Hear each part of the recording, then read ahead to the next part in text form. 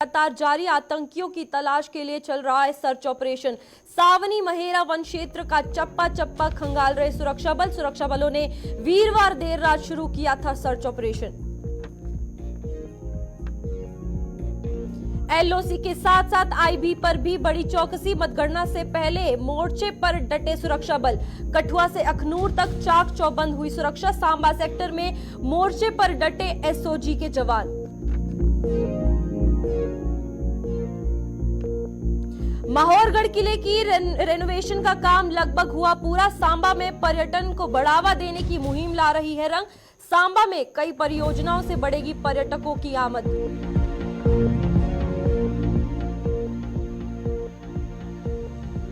हीरानगर में एक दशक में भी नहीं बन पाया चिल्ड्रन पार्क। विवादों में घिर रही है 2.25 करोड़ रुपए की परियोजना। कछुआ चाल से चल रहा है निर्माण कार्य, बना चर्चा का विषय। फ्लोरिकल्चर विभाग के खिलाफ स्थानीय लोगों में भारी रोष।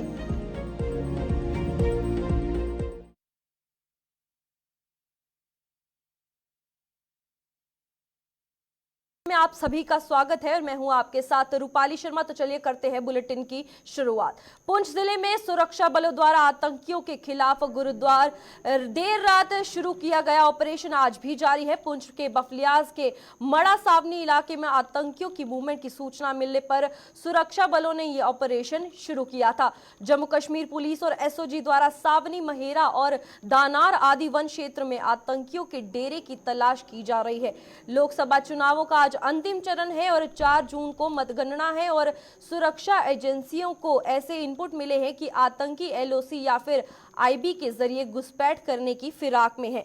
लगातार सुरक्षा बलों द्वारा जो है वो सर्च और ऑपरेशन जारी है। आज भी पुंछ जिले में सुरक्षा बलों का अभियान लगातार जारी है। गुरुवार से ये सर्च ऑपरेशन शुरू हुआ था। आज शनिवार की बात करें तो अभी तक ये सर्च ऑपरेशन लगातार सुरक्षा बलों द्वारा चलाया जा रहा है। आतंकियों की तलाश के लिए ये सर्च ऑपरेशन देखा जा रहा है।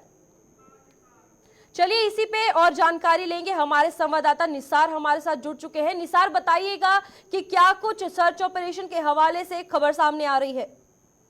जी रूपाली, 31 मई की सुबह सरहदी जिला पुंछ के डन्नी, सावनी और माड़ा इलाके में फायरिंग का वाक़ा जो है वो पेश आया था, जिसके चलते आर्मी और एसओजी की तरफ से ये पूरे इलाके को मुहासरे में लिया गया था। याद रही कि ये वही इलाका है जहां पर 31 दिसंबर को मिलिटेंटों ने दनाड़ इलाका में आर्मी की गाड़ियों पर घात लगाकर हमला किया था, जिसमें 4 फौजी जवान जो शहीद हो गए थे। उसके बाद लगातार सिक्योरिटी फोर्सेस की तरफ से इन इलाकों में सर्च ऑपरेशन वगैरह वक्फे से लॉन्च किए जाते हैं। इसी के चलते कल रात को भी सर्च ऑपरेशन जो है वो माड़ा के धन्नी और सोनी इलाके में शुरू किया गया था और सोर्सेज की तरफ से बताया जा रहा है कि फौज पर जो है वो एसओजी पर फायर किया गया है। उसके चलते एसओजी ने पूरे इलाके को मुहासरे में लेकर जो है वो सर्च ऑपरेशन बड़े पैमाने पर शुरू कर दिया है, जिसमें एसओजी, जम्मू कश्मीर पुलिस वगैरह जो है वो पूरे इलाके को खंगाल रही है, क्योंकि ये एक जंगली इलाका है और जंगल होने की वजह से इसमें थोड़ा जो है वो आर्मी को और फोर्सेस को जो है वो दुश्वारियां पेश आ रही हैं। बिल्कुल निसार, क्या कुछ इनपुट्स जो है वो मिले थे, जिसके बाद गुरुवार से अभी शनिवार हो चुकी है और लगातार सर्च ऑपरेशन जारी है, और आगे कितने दिन ये सर्च ऑपरेशन चल सकता है? जी रूपाली, ये सर्च ऑपरेशन जो है ये लगातार दूसरे दिन भी आज जारी है और इसमें कुछ इनपुट्स जो है वो सिक्योरिटी फोर्सेस को मिले थे, जिसके चलते ये सर्च ऑपरेशन जो है वो बढ़ा दिया गया है और धन्ना मंडी की तरफ से भी जो है वो तमाम आने जाने वाली गाड़ियों को, रास्तों को जो है वो नाके लगाकर गाड़ियों को चेक किया जा रहा है और लोगों के शनाख्ती कार्ड चेक करके फिर उन्हें आने जाने की इजाजत दी जा रही है। वहीं कुछ लोगों में अफवाहें फैलाई जा रही थी कि सड़क जो है वो बंद कर दी गई है, लेकिन ऐसा कुछ भी नहीं है। सड़क जो है वो चालू है और सिर्फ गाड़ियों को जो है वो चेक किया जा रहा है और शनाख्ती कार्ड चेक करने के बाद ही सिक्योरिटी फोर्स की तरफ से लोगों को आने जाने की इजाजत दी जा रही है। बिल्कुल निसार, इसी के साथ अगर बात करूं तो क्या कुछ जो आम लोग हैं वहां के, उनकी भी चेकिंग की जा रही है? और इनपुट्स की अगर बात करें तो इनपुट्स के हवाले से क्या खबर सामने आई थी, जिसके बाद सुरक्षा बलों द्वारा और एसओजी की टीम द्वारा ये जो सर्च ऑपरेशन है वो जारी किया गया? जी रूपाली, ये रात को सर्च ऑपरेशन जो है वो एसओजी की तरफ से किया जा रहा था, जब सुबह 4:30 बजे उन पर कहीं फायर हुआ है, तो जिसके चलते ये जो है सर्च ऑपरेशन बड़े पैमाने पर शुरू कर दिया गया और वहाँ जंगल बहुत घना है, जंगली इलाका होने की वजह से जो है वो सिक्योरिटी फोर्सेस को जो है वो दुश्वारियां पेश आ रही है। बिल्कुल, बहुत बहुत धन्यवाद आपका जानकारी देने के लिए। और ये हमारे संवाददाता निसार खान हमें जानकारी दे रहे थे कि गुरुवार से अगर बात करें तो पुंछ में लगातार सुरक्षा बलों द्वारा, और अगर एसओजी की बात करें तो उनके द्वारा सर्च ऑपरेशन जो है जारी है। आम लोगों की भी अगर बात करें तो उनकी गाड़ियां भी खंगाली जा रही है, उनके आधार कार्ड की बात करें या कुछ इंपॉर्टेंट डॉक्यूमेंट जो है प्रॉपर तरीके से चेकिंग की जा रही है। चलिए बढ़ते हैं अगली खबर की तरफ। एलओसी के साथ सटे इलाकों के साथ साथ आईबी पर भी मतगणना से पहले सुरक्षा बढ़ा दी गई है। कठुआ से लेकर अखनूर तक आईबी पर सुरक्षा व्यवस्था चाक चौबंद कर दी गई है। सांबा में एसओजी के जवान मोर्चे पर डटे हुए हैं, आपको बता दें। इसी के साथ साथ संदिग्धों पर पूरी नजर भी रखी जा रही है। सांबा की अगर बात करें तो इंटरनेशनल बॉर्डर पर लगातार वहां पर भी सर्च ऑपरेशन जारी है। वहां पर सुरक्षा बलों द्वारा चाक चौबंद कर दिया गया है। मोर्चे पर सुरक्षा बल डटे हुए हैं। एलओसी के साथ सटे इलाकों के साथ साथ आईबी पर भी मतगणना से पहले सुरक्षा बढ़ा दी गई है। 4 जून की अगर बात करें तो नतीजे आने हैं। लोकसभा चुनाव का आज अंतिम चरण जो है देश भर में है, इसी में 4 जून को नतीजे आने हैं। उसको लेकर इंटरनेशनल बॉर्डर पर जो मोर्चा है वो डटा है, और इसी में जानकारी लेंगे हमारे संवाददाता ऋषि जुड़ चुके हैं। ऋषि, बताइएगा कि क्या कुछ जानकारी जो है वो सामने आ रही है। देखिए, बिल्कुल आपको बता दें कि आज लोकसभा चुनावों के अंतिम चरण का मतदान चल रहा है और 4 तारीख को मतगणना होनी है, काउंटिंग होनी है। उसी को लेकर जो पुख्ता इंतजाम है सिक्योरिटी फोर्सेस की तरफ से वो किए गए हैं। खासतौर पर अगर इंटरनेशनल बॉर्डर के हवाले से बात करें तो इंटरनेशनल बॉर्डर के साथ सटे जितने भी इलाके हैं वहां पर पिछले कई दिनों से लगातार सर्च ऑपरेशन जो है वो सिक्योरिटी फोर्सेस की तरफ से चलाया जा रहा है। मैं आपको बता दूं इसके अलग अलग पहलू, जिस तरह से कुछ दिन पहले कठुआ जिला में संदिग्ध देखे गए थे, संदिग्ध मूवमेंट जो वो रिपोर्ट होने के बाद यहाँ सांबा जिला के भी जो अंतर्राष्ट्रीय सीमा के इलाके हैं यहाँ पर सर्च ऑपरेशन चलाया गया। लेकिन इसी के साथ साथ अब मात्र कुछ दिन बचे हुए हैं काउंटिंग को लेकर, तो उससे पहले यहाँ पर सुरक्षा व्यवस्था को चाक चौबंद कर दिया गया है। मैं बताना चाहता हूं कि जो एसओजी के जवान है वो लगातार अलग अलग इलाकों में पेट्रोलिंग कर रहे हैं। अलग अलग इलाकों को जो उनकी तरफ से खंगाला जा रहा है, और खासतौर पर जो इन तमाम इलाकों में जो खानाबदोश लोग रहते हैं उनके डेरों पर जाकर भी जो वो सर्च किया जा रहा है कि कहीं कोई संदिग्ध यहाँ उनकी प्रेजेंस ना हो, यहाँ कोई संदिग्ध वस्तु ना आ जाए, जिसको लेकर लगातार हमने देखा कि इंटरनेशनल बॉर्डर पर पाकिस्तान जो है वो कई बार कायराना हरकतों को अंजाम देता है, ड्रोन के माध्यम से हथियार भेजता है, नशे की खेप भेजता है, या फिर इन्फिल्ट्रेशन के प्रयास वो कराने की फिराक में रहता है। उसी को लेकर चप्पे चप्पे पर जो इलाके हैं ये खंगाले जा रहे हैं। यहाँ आपको बताते चले कि बीएसएफ जो लगातार देश की सरहदों की रक्षा कर रही है, यहाँ लगातार पेट्रोलिंग को उनकी तरफ से बढ़ाया गया और दुश्मन की हर गतिविधि के ऊपर नजर रखी जा रही है। लेकिन अगर बात करें तमाम जो हमारे रिहायशी इलाके हैं, बॉर्डर के साथ सटे इलाके हैं, यहाँ पर एसओजी ने मोर्चा संभाला है और लगातार एसओजी के जवान जो है वो दिन रात यहाँ पर सर्च ऑपरेशन जो वो कंडक्ट कर रहे हैं, जिसमें आपको बताते चले कि डीवाईएसपी ऑपरेशन जो है वो इसमें मुख्य तौर पर लीड कर रहे हैं और अलग अलग इलाकों में जो है सर्च ऑपरेशन चलाया जा रहा है।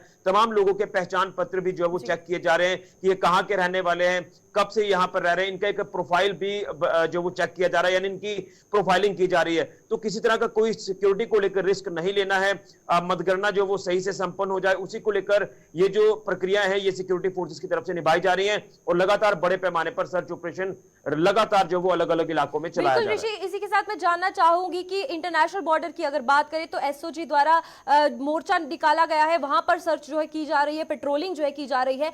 लेकिन सांबा में बीच शहर की बात करें तो वहां पर किस तरीके का माहौल है?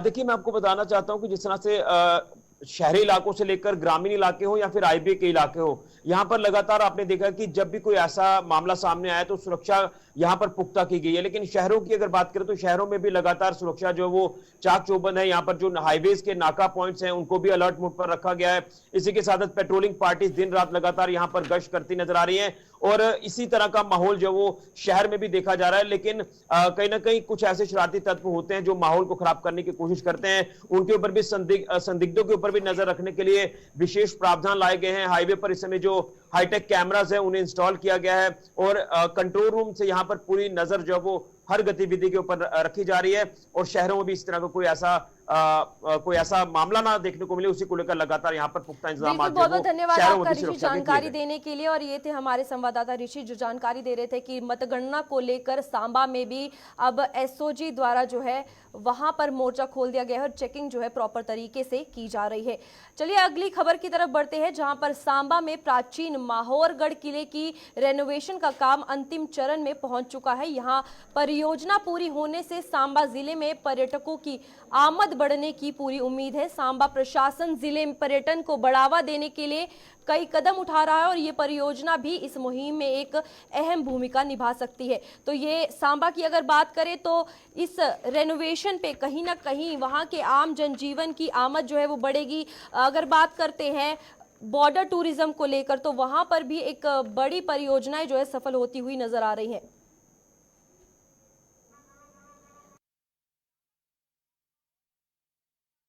इनोवेशन का काम लगभग पूरा हो चुका है। सांबा में पर्यटन को बढ़ावा देने के लिए मुहिम जो चलाई गई थी वो भी रंग ला रही है। वहां के आम लोगों की अगर बात करें तो इस टूरिज्म की वजह से कहीं ना कहीं उनको भी फायदा होता हुआ नजर आ रहा है। इसी में सांबा में प्राचीन माहौरगढ़ किले की अगर बात करें तो फिलहाल रेनोवेशन का काम जो है वो अंतिम चरण पर पहुंच चुका है। चलिए इसी पे जानकारी लेंगे सांबा से हमारे संवाददाता ऋषि से। ऋषि बताइएगा कि परियोजना जो है अंतिम चरण पर पहुंच चुकी है और क्या कुछ जानकारी जो है सामने आ रही है।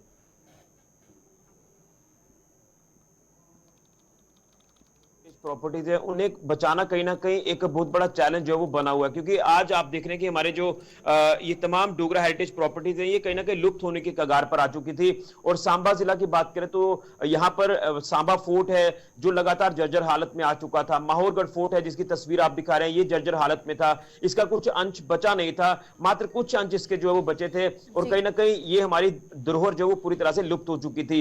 इसी के साधन माहौरगढ़ फोर्ट के आसपास 3 ऐसे समूह हैं जिसमें नेरगढ़ है, ढेरगढ़ है और ये माहौरगढ़ फोर्ट है। तो इन तमाम किलों को बचाने की जो पुरजोर कोशिश है ये जिला प्रशासन सांबा की तरफ से शुरू की गई। सबसे पहले सांबा फोर्ट को जो है वो रिवाइव किया गया, उसको जो है वो पूरी तरह से रिस्टोर किया गया और आज सांबा फोर्ट की एक बेहतरीन खूबसूरत तस्वीर जो वो देखने को मिली है। लेकिन ये जो तस्वीर आप दिखा रहे हैं ये माहौरगढ़ फोर्ट की है जो कि सांबा जिला के नट ब्लॉक में, ये पहाड़ी इलाके में ये फोर्ट स्थित है। ये ऊंची जो पहाड़ियों की चोटियां हैं वहां पर ये फोर्ट स्थित है और कहीं ना कहीं ये एक धरोहर जो कि लगातार खत्म हो रही थी, लेकिन इसे बचाने की भी कोशिश जो वो प्रशासन ने शुरू की है, जिसका कुछ भी नहीं बचा था। लेकिन आज इसकी तस्वीर देखकर आप अंदाजा लगा सकते हैं कि प्रशासन ने एक बेहतरीन स्टेप जो वो उठाया। आज इसकी आसपास की जो तस्वीर है वो भी खूबसूरत जो वो सामने आई है। इसका जो मुख्य द्वार जो बचा हुआ था उसे भी जो वो रिवाइव करने की कोशिश जो प्रशासन ने की है। ये हमारी एक डोगरा हेरिटेज प्रॉपर्टी जो हिडन टूरिस्ट डेस्टिनेशन बन चुकी थी, इसके बारे में किसी को जानकारी नहीं थी, लेकिन इसमें अगर टूरिज्म सेक्टर में काम करने वाले लोगों की बात करें या फिर ट्रैवलर्स की बात करें या लोगों की बात करें जो जम्मू कश्मीर से ताल्लुक रखते हैं, वो यहां पर पहुंचे, इसे एक्सप्लोर किया और आज यही वजह है कि आकर्षण का केंद्र जो है वो खत्म होने के बावजूद भी यहां पर बना हुआ था। लेकिन आप अंदाजा लगाइए कि जब ये रहा नहीं कुछ भी, उसके बाद भी आकर्षण का केंद्र है, यहां पर एक बहुत बड़ा सुंदर तालाब है, तो उसको जो प्रशासन ने मुख्य तौर पर इसमें काम करते हुए इसे जो बचाने का कार्य शुरू किया। और आप देख रहे हैं कि कहीं ना कहीं बॉर्डर टूरिज्म को भी सांबा में बढ़ावा दिया जा रहा है, तो उसकी जानकारी क्या कुछ सामने आ रही है और लोग कितने ज्यादा खुश है, क्योंकि टूरिज्म से कहीं ना कहीं उन्हें बहुत फायदा होने वाला है। देखिए बॉर्डर टूरिज्म को लेकर भी प्रशासन ने इससे पहले बेहतरीन काम किया है। मैं आपको बताना चाहता हूं कि बाबा चामलियाल जी की जो दरगाह है भारत पाकिस्तान अंतर्राष्ट्रीय सीमा पर 0 लाइन पर, तो वहां पर भी आप कह सकते हैं कि एक इतना जबरदस्त फुटफॉल जो है वो टूरिस्ट का हमें देखने को मिलता है। देश के अलग अलग हिस्सों से यहाँ पर टूरिस्ट आते हैं और अभी कुछ ही दिनों में यहाँ पर एक भव्य मेला भी जो वो आयोजित किया जाएगा प्रशासन की तरफ से। तो ये एक बॉर्डर टूरिज्म को भी बढ़ावा दिया जा रहा है, रोजगार के साधन यहाँ पर जो वो जुटाए जा रहे हैं। और इसी के साथ बॉर्डर टूरिज्म को लेकर जब हम बात करते हैं तो यहाँ पर कुछ लोगों ने अपने एंड पर जो है वो होटल्स की व्यवस्था भी यहाँ पर जो वो बनाना शुरू कर दी है, यानी जिसे आप इको स्टे कहते हैं। धन्यवाद जानकारी देने के लिए ऋषि। इसी के साथ ये हमारे संवाददाता सांबा से ऋषि जुड़ चुके थे। और अगर बात करें माहौरगढ़ किले की तो उसकी रेनोवेशन को लेकर कहीं ना कहीं टूरिज्म को बढ़ावा दिया जाएगा, आम लोगों को, वहां के स्थानीय लोगों को भी कहीं ना कहीं आमद बढ़ेगी और फायदा बहुत ज्यादा पहुंचता हुआ नजर आएगा। इसी के साथ अगली खबर पर बढ़ते हैं। कठुआ जिले के हीरानगर कस्बे में मिनी स्पोर्ट्स स्टेडियम के नजदीक करीब 1 दशक पहले शुरू हुआ चिल्ड्रन पार्क का काम बेहद धीमी गति से चल रहा है। करीब 1.25 करोड़ रुपए की लागत से 14 कनाल भूमि पर बनने वाला चिल्ड्रन पार्क पूरी तरह से तैयार होने में अभी 2 वर्ष समय लगेगा। और आपको बता दें, कछुआ चाल से चल रहा है ये निर्माण कार्य, अब कस्बे में चर्चा का विषय बन चुका है और लोगों में फ्लोरिकल्चर विभाग के खिलाफ भारी रोष है। क्या वजह है इस काम की, कछुआ चाल की, इस पर जानकारी देंगे हमारे संवाददाता। फिलहाल अगर बात करते हैं इस चिल्ड्रन पार्क की, तो 2 करोड़ की लागत से जो है ये पार्क बनाने जा रहे था। और प्रशासन की अगर बात करते हैं तो धीमी गति से ये जो काम चल रहा है, आपको बता दें करीबन 10 साल से ज्यादा हो चुके हैं इस चिल्ड्रन पार्क को बनते हुए, लेकिन अभी तक ये पार्क जो है पूरे तरीके से नहीं बन पाया है। कहीं ना कहीं प्रशासन की बहुत बड़ी कमी जो है इसमें नजर आती है। हमारे संवाददाता रंजीव इस खबर पर हमारे साथ जुड़ चुके हैं। रंजीव, बताइएगा कि क्या कुछ जानकारी जो है इस हवाले से सामने आ रही है।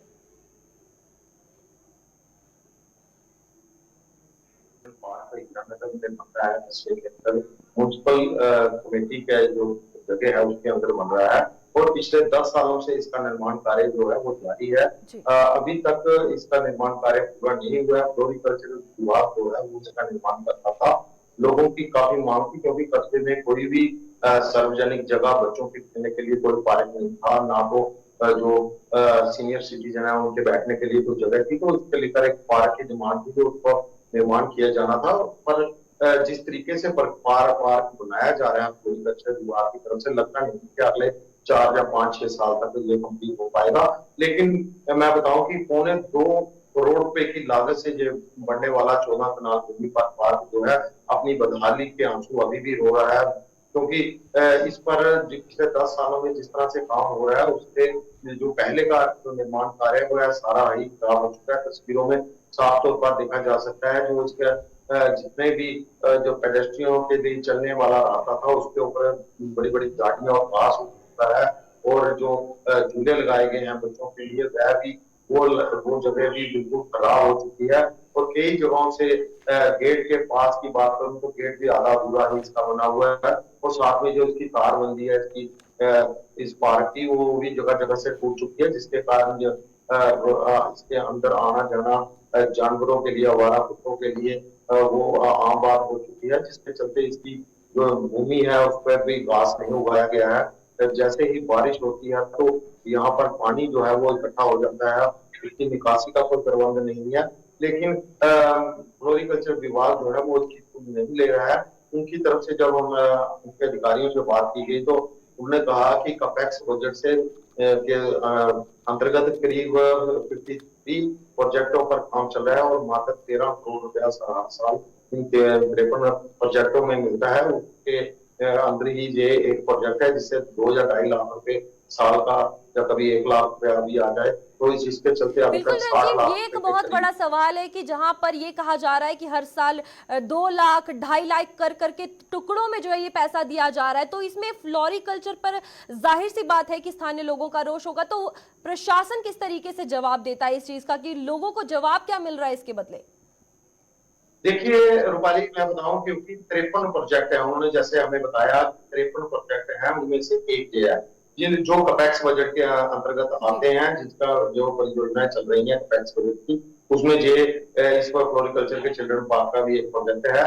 इस पर जो कुल लागत थी वो 2.25 करोड़ रुपए थी, लेकिन उसके बावजूद हर साल 13 करोड़ रुपया इन 53 प्रोजेक्टों में मिलता है, जिसके चलते ये काम जो है धीमी गति से चल रहा है और जितना भी निर्माण कार्य 1 साल के अंदर होता है अगले साल वो ध्वस्त हो जाता है, जिससे लोगों को कोई फायदा नहीं मिल रहा। सरकारी लोगों के टैक्स का पैसा है उसकी बर्बादी हो रही है यहाँ पर, और अभी तक लोगों में रोष है कि ना तो ये पार्क बनकर तैयार हुआ, ना ही लोगों को फायदा मिला। बिल्कुल, इसी को लेकर अगर पार्क की बात करें तो लोग जो है वो भारी रोष दिखा रहे हैं, लेकिन क्या कुछ लगता है कि कितना और समय जो है इस चिल्ड्रन पार्क को बनने में लगेगा, क्योंकि कछुए की चाल जो है कहीं ना कहीं पर प्रशासन चल रही है? देखिए, फ्लोरिकल्चर विभाग के अधिकारियों की बात करूं तो उनका दावा है कि अगले 2 साल के अंदर इसको कंप्लीट कर दिया जाएगा, लेकिन उसको दावे तो उनके 2 साल के हैं, लेकिन देखा जाए जब जो निर्धारित तयशुदा रकम है उसकी खर्च की बात की जाए तो वो मात्र 60 लाख रुपए ही बताई जा रही है, लेकिन 2.25 करोड़ रुपए खर्चने हैं। अभी मतलब 1 करोड़ से ज्यादा की रकम जो है वो खर्च की जानी है और हर साल 2-2.5 लाख आएगा, तो लगता नहीं कि अगर अगले 1 दशक तक ये कम होगा। बिल्कुल, बहुत बहुत धन्यवाद रंजीव आपका जानकारी देने के लिए। और ये हमारे संवाददाता रंजीव कठुआ से हमारे साथ जुड़े हुए थे। और फ्लोरिकल्चर की कहीं ना कहीं कछुए की चाल जो है वो दिखती हुई नजर आ रही है। और चिल्ड्रन पार्क को बनने में बहुत ज्यादा समय जो है वो लगता हुआ नजर आ रहा है, जिसको लेकर अब स्थानीय लोग रोष दिखाते हुए नजर आ रहे हैं। चलिए इसी के साथ अगली खबर पर बढ़ते हैं। माता वैष्णो देवी की खबर है। माता वैष्णो देवी के आधार शिविर कटरा की पवित्रता बनाए रखने के लिए मांस और शराब के बाद अब सिगरेट और तंबाकू की बिक्री पर भी पूर्ण प्रतिबंध लगाने की तैयारियां की जा रही है। इस बाबत हालांकि अभी तक कोई आधिकारिक आदेश तो जारी नहीं किया गया है, लेकिन सूत्रों की माने तो रियासी जिला प्रशासन जल्द ही ये फैसला ले सकती है। कटरा की पवित्रता बनी रहे, इसको लेकर प्रशासन 1 अगस्त से सिगरेट तंबाकू पर प्रतिबंध लगा सकता है। बता दें कि जम्मू कश्मीर के महाराजा हरि सिंह के समय से जारी आदेश के बाद से ही कटरा व साथ लगते 5 किलोमीटर क्षेत्र में मांस व मदिरा पर पूर्ण प्रतिबंध है। ये प्रतिबंध प्रशासन द्वारा हर 3 माह के बाद आगे बढ़ाया जाता है। और इसी में ये अब खबर सामने आ रही है कि कटरा में तंबाकू और साथ ही साथ सिगरेट की बिक्री पर पूरे तरीके से प्रतिबंध लगाया जाएगा। और अगर दुकानदार कोई भी इस स्टॉक के साथ मिलता है तो आपको बता दें, जांच के दौरान अगर पाया गया कि किसी की भी दुकान में सिगरेट या तंबाकू है तो सख्त कार्रवाई जो है वो प्रशासन द्वारा की जाएगी। मशहूर तीर्थ स्थल की अगर बात करें वैष्णो देवी की, तो बड़ा फैसला जो है वो लिया गया है। इसी में धर्मनगरी कटरा की अगर बात करते हैं तो वहां पर भी अब दुकानों पर सिगरेट और तंबाकू की जो बिक्री है उस पर पूरे तरीके से प्रतिबंध लगाया गया है। और साथ ही साथ आपको बता दें 1 अगस्त से ये लागू कर दिया जाएगा। 1 अगस्त से पहले जितना भी स्टॉक है प्रशासन द्वारा ये भी कहा गया है कि उसे हटाया जाए या उसे खत्म कर दिया जाए। 1 अगस्त के बाद लगातार दुकानों की जांच होगी। कटरा शहर में अगर किसी भी दुकान पर सिगरेट या तंबाकू कोई बेचता हुआ पाया गया तो उस पर प्रशासन सख्त कार्रवाई करेगा। इसी पे हम अधिक जानकारी लेंगे। हमारे संवाददाता सोहन कोहली कटरा से हमारे साथ जुड़ चुके हैं। सोहन, बताइएगा कि क्या कुछ जानकारी जो है इस फैसले को लेकर सामने आ रही है। एक बड़ी रैली कटरा में होती है, उसमें एक डीसी रियासी जो विशेष पाल महाजन जी भी वहाँ पे संबोधित करते हैं उस रैली को। और उस रैली में जब वहाँ पे डिबेट होती है तो वहाँ पे ये बड़ा बयान उनका आता है कि 30 तारीख जो 1 अगस्त यानी कि 2 महीने का टाइम जो है व्यापारियों को दे दिया गया है। 1 अगस्त को लेकर जो सिगरेट है उसको कहीं ना कहीं बैन किया जाएगा। जब ये ऐसा बयान जब बाहर आया तो कहीं ना कहीं व्यापारी वर्ग है वो भी कहीं ना कहीं परेशान होता हुआ नजर आ रहा है, क्योंकि इससे पहले श्री माता वैष्णो देवी श्राइन बोर्ड ने एक इनिशिएटिव लिया था जो माँ वैष्णो देवी का ट्रैक था, वहां पे की काफी ज्यादा गंदगी होती थी और सिगरेट के कारण कहीं ना कहीं पहाड़ों में आग भी लगती थी और उसको वो है कुछ साल पहले बैन कर दिया गया था। आज की बात करूं मैं तो वैष्णो देवी ट्रैक पे जो बीड़ी सिगरेट और तंबाकू का बिल्कुल ही बैन है। और उसको लेके कटरा में भी जो डीसी रियासी विशेष पाल महाजन जी उन्होंने कल बड़ा बयान दिया है कि 2 महीने का टाइम ये हुआ व्यापारी वर्ग जिसके बाद स्टॉक पड़ा हुआ है कहीं ना कहीं उसको स्टॉक को खत्म कर ले। यहाँ की 1 अगस्त के बाद किसी के पास अगर सिगरेट या तंबाकू ऐसा पाया जाता है तो उसके ऊपर उचित कड़ी कार्रवाई की जाएगी। बिल्कुल सोहन, इसी को लेकर अगर बात करें तो पहले मांस और शराब की जो वहां पर बिक्री है उस पर भी प्रतिबंध लगा हुआ था, लेकिन अगर सिगरेट और तंबाकू का अब प्रतिबंध लगाने जा रही है प्रशासन। तो व्यापारी वर्ग परेशान जो है वो तो नजर आ रहा है। इसमें प्रशासन ने क्या कुछ कार्रवाई करेगी अगर ऐसा कोई दुकानदार बिक्री करता हुआ बाद में भी पाया जाएगा? जी बिल्कुल, अगर इनको जो व्यापारी वर्ग है या फिर कटरा के लोग हैं जो यात्री वहां पे दर्शन करने के लिए आते हैं उनको भी कहीं ना कहीं 2 महीने का सब व्यापारी वर्ग को टाइम दिया गया है, क्योंकि जिनके पास स्टॉक पड़ा हो स्टॉक भी काफी ज्यादा स्टॉक पड़ा होता है तो उनको 2 महीने का टाइम दिया गया है। अगर 2 महीने के बाद यानी कि 31 जुलाई के बाद 1 तारीख को जो प्रशासन है वो कहीं ना कहीं कार्रवाई अपनी करेगा। जिसके पास सिगरेट तंबाकू बीड़ी यहाँ नजर आती है तो उसके ऊपर कानूनी कार्रवाई जो है वो की जाएगी। ठीक है, चलिए बहुत बहुत धन्यवाद आपका सोहन जानकारी देने के लिए। और ये थे हमारे संवाददाता सोहन कटरा से। और माता वैष्णो देवी की अगर बात की जाए तो साफ तौर पर अब सिगरेट और साथ ही साथ तंबाकू की बिक्री पर प्रशासन द्वारा बैन लगा दिया गया है और कार्रवाई जो है वो की जाएगी अगर कोई बिक्री करता हुआ पाया गया। जम्मू कश्मीर की इस बुलेटिन में फिलहाल इतना ही। खबरों का सिलसिला ऐसे ही जारी रहेगा। नमस्कार।